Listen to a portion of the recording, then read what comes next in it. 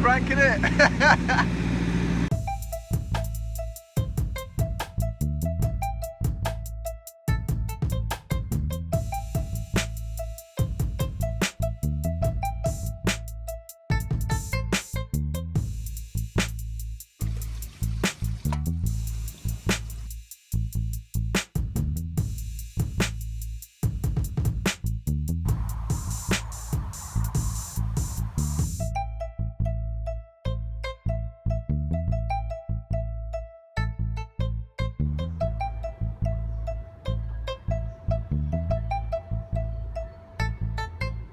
Welcome once again to another voyage log. Today we are in a place that you probably wouldn't stop at.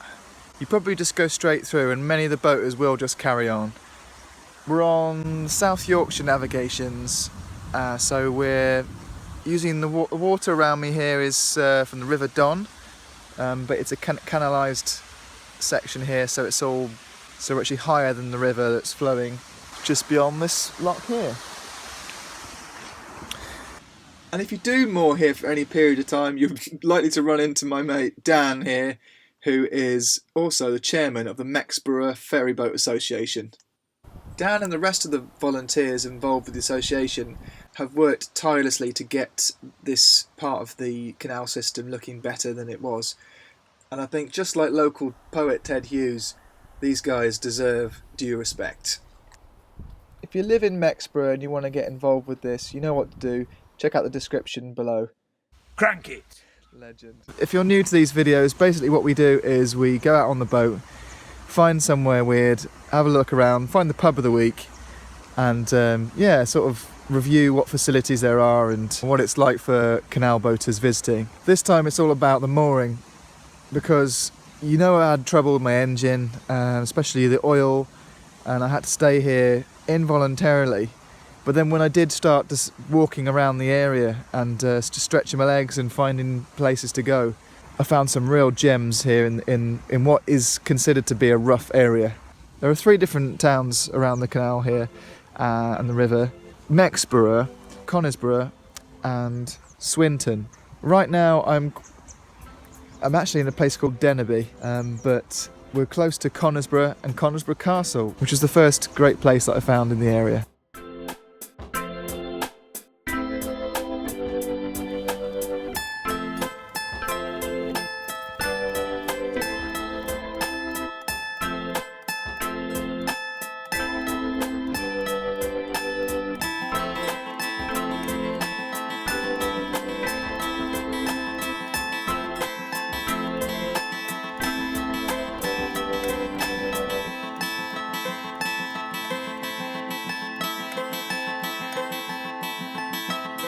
I love a good castle, and this one is extra special because you can actually explore the 4 different rooms inside and then get onto the roof and have a good old look out onto South Yorkshire, and you can see places like Conisbrough Viaduct, so it's one of the wonders of the South Yorkshire Navigation system. Thank you.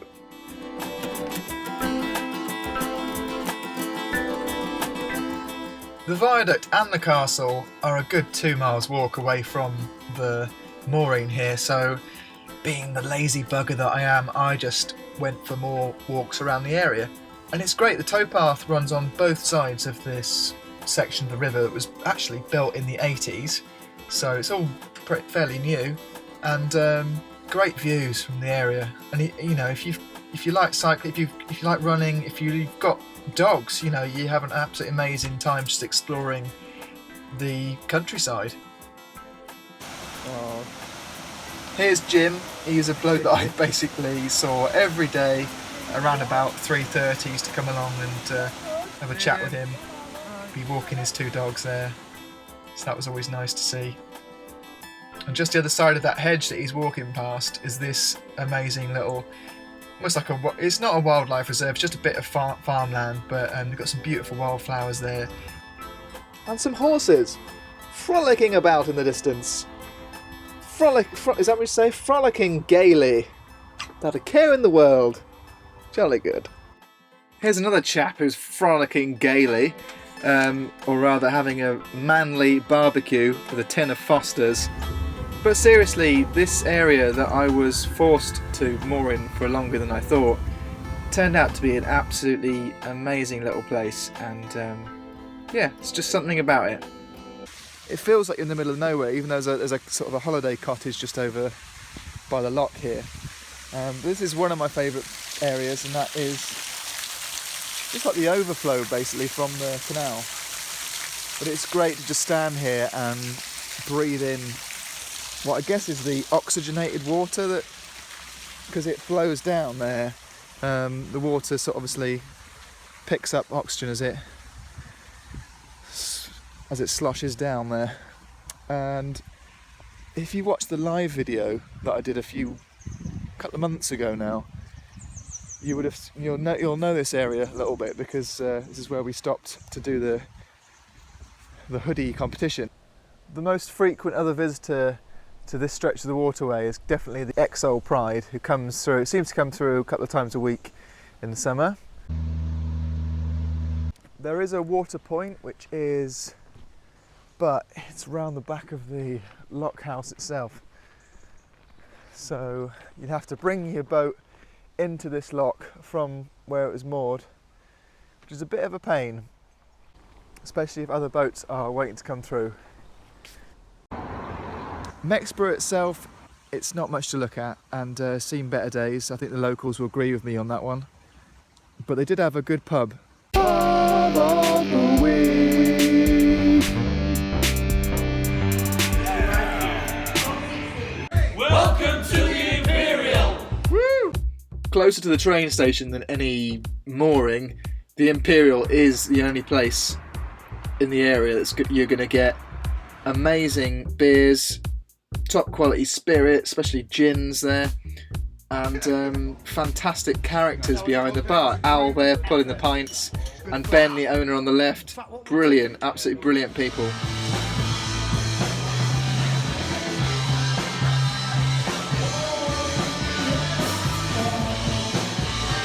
It's an extra special pub of the week this week, because I'm literally editing it right here underneath the pub.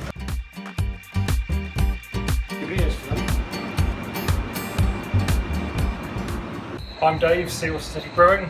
Dale from the Imperial Brewery. And this is the International Man of Misery.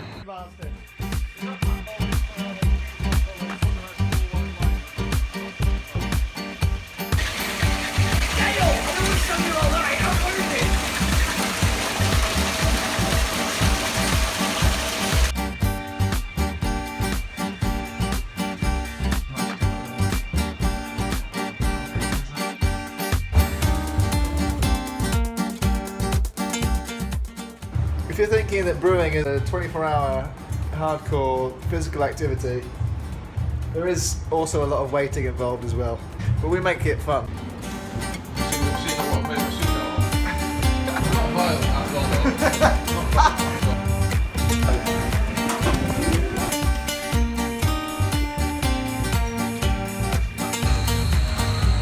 Coming out there, through the filter, through the heat exchanger, you've got cold work going that way. It's amazing. And this, and that is hot water. Going back upstairs so we can use it for the next brew. Yeah. Stop.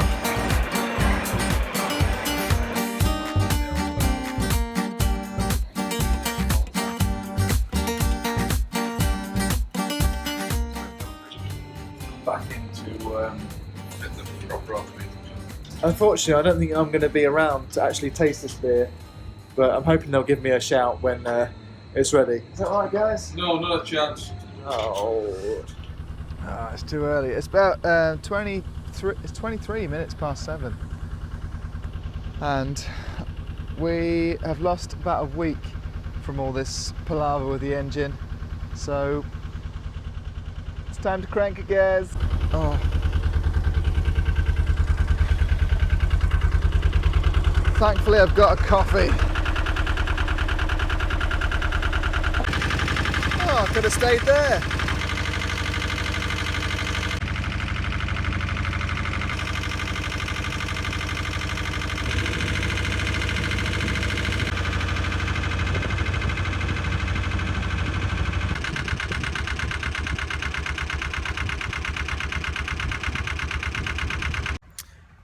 The worst thing about British summer is that when it's not raining, you have to be out there cranking it.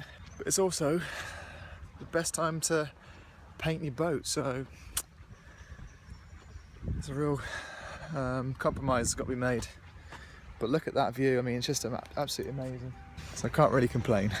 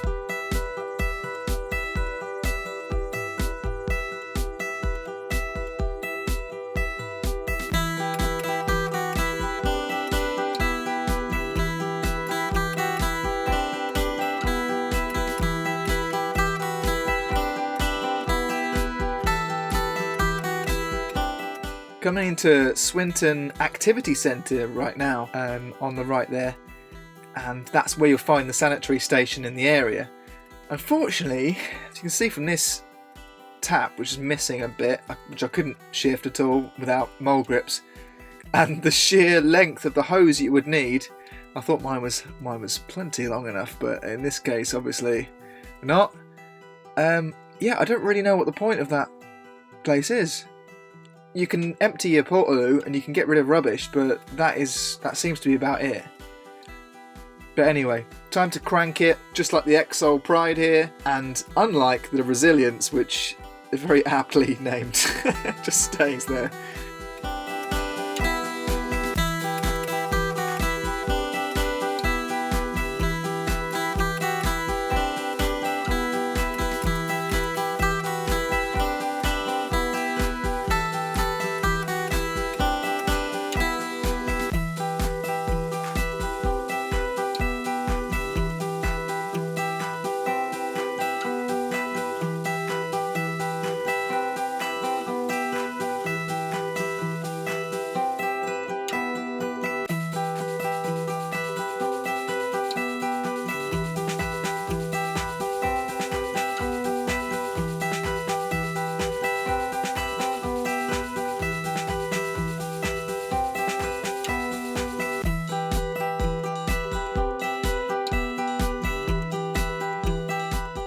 I found this nice little mooring here just at the side of the lock, so if you do want to pull in for a little bit, you can.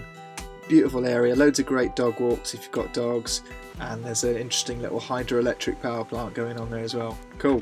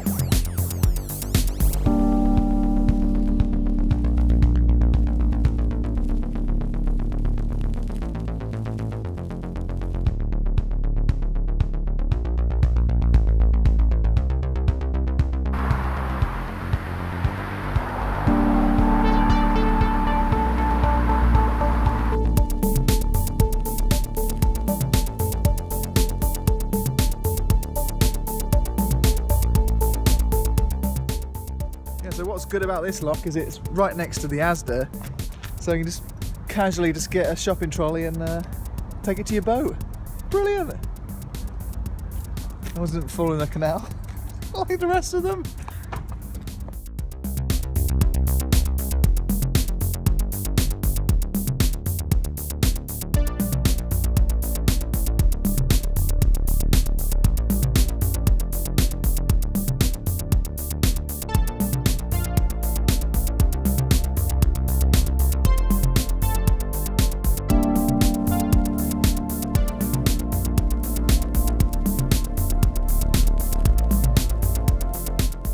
Right, here we are at Eastwood Lock. Now this is on the outskirts of Rotherham. Not quite in Rotherham yet, but this is the area where you want to stay before you go into Sheffield. Just for safety reasons and also just because there's some good facilities to be had as well. Thanks, massive shout out to Glenn who let me up through that lock there to save me time. Glenn's a volunteer lock keeper. And as the heron there flies away, we arrive at our final destination. So all these warehouses here, yeah, sounds loud during the day. Sometimes these guys carry on all the way through the night, and I've woken up on certain mornings before work just thinking, wow, what an alarm call. Aside from the ridiculous work hours of my neighbours there, I had a nice little stay here. It was pretty safe, I've got to say, and some great facilities. That I was checking out. Great showers, toilets and rubbish facilities, and also some real friendly boaters around. A little way down the towpath and across the train tracks, Parkgate Shopping Centre, whatever you call it. So you've got H&M, Miss Selfridge, Maplin's, Morrison's, the lot. Awful but very useful. Dun, dun, dun, dun, dun, dun, dun. Oh! Right, we've got quite a few Crank It crew members lined up for you this week. Number 1, Holly Beaumont.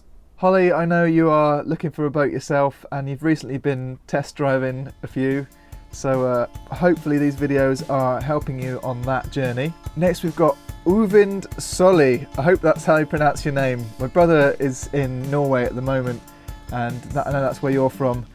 And but also I know you're looking for a narrowboat as well. Do they have narrowboats in Norway? Let me know in the comments below. Next we're going to South London for Steve and Carol Nunn. These guys have basically got a van, they travel about in that, but they also live quite near where my auntie lives in Greenwich. So yeah, so welcome aboard innit, eh? South London represent. Next, Matt Brown, welcome aboard sir. I know you and your girlfriend are in Yorkshire and you've got yourself a narrowboat, so you've actually achieved the dream, which is amazing. And just thank you so much for joining the Patreon crew as well. I really, really appreciate your help. Next we've got Bobby English. Bobby, welcome to the crew, mate. Hope you are finding these videos educational. Next we've got Keith Powell and his partner Steve.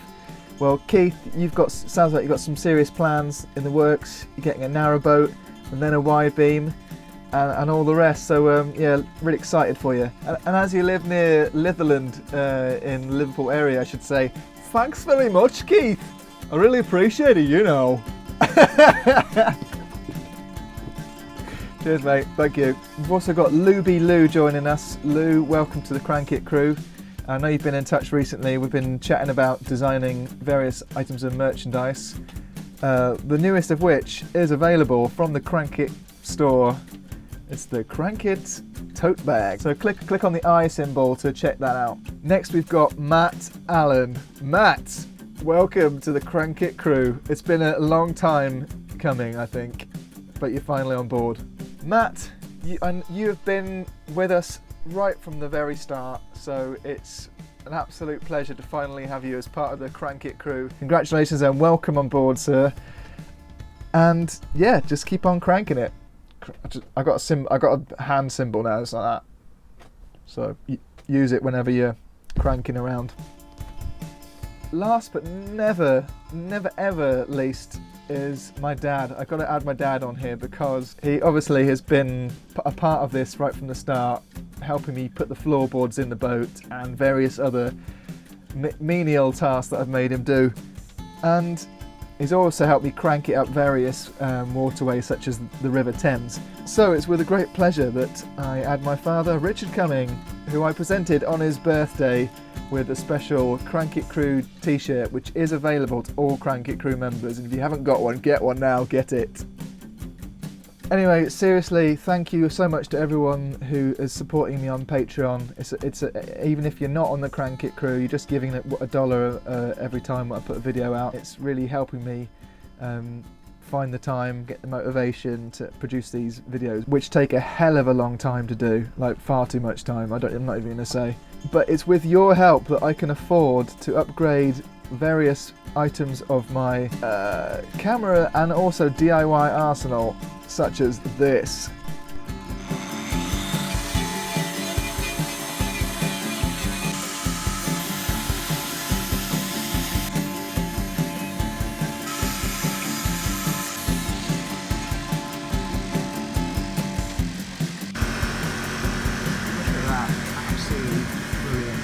Right, that's it for this episode. I really hope you enjoyed it.